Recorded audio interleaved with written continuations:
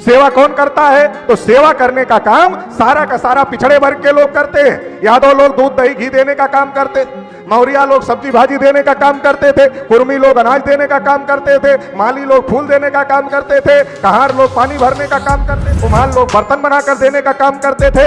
ऐसे तमाम पिछड़े वर्ग की जातियां हैं जिनको सेवा के काम पर ब्राह्मणों ने लगाया।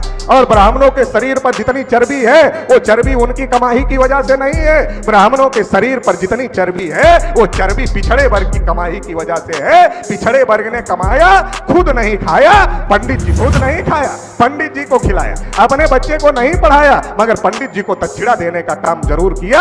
अपने बच्चे को घी नहीं खिलाया मगर पंडित जी को घी जरूर खिलाया। अपने बच्चे को दूध नहीं पिलाया मगर पंडित जी को दूध जरूर पिलाया। तो जितनी चर्बी है पंडित जी के शरीर पर वो पिछड़े वर्ग के द्वारा दी गई चर्बी है।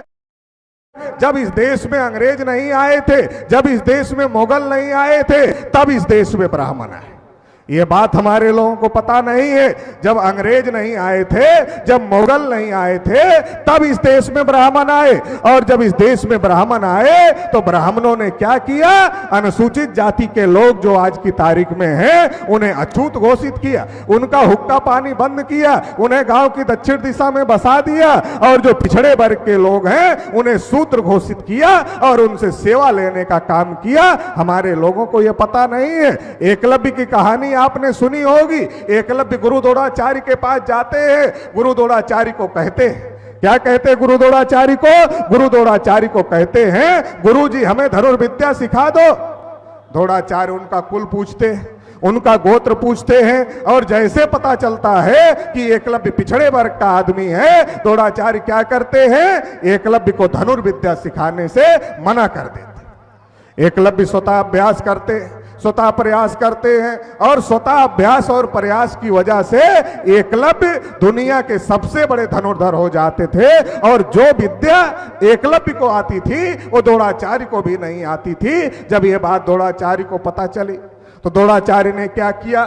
छल किया, कपट किया और एकलव्य का जो दाहिने हाथ का अंगूठा था उसे कटवा लिया। क्यों कटवा लिया? क्योंकि द्रोणाचार्य ने सोचा, द्रोणाचार्य ने सोचा कि ये मूल निवासी बहुजन समाज में एक एकलव्य पैदा हुआ है, ये हजारों लाखों एकलव्य पैदा करेगा। और अगर हजारों लाखों एकलव्य पैदा हो गए तो जो हमने इनको गुलाम बनाकर रखा हुआ है ये तो आजाद हो जाएंगे। इसलिए एकलव्य का अंगूठा काटने का काम किया। आज की तारीख में भी महाविद्यालयों, विश्व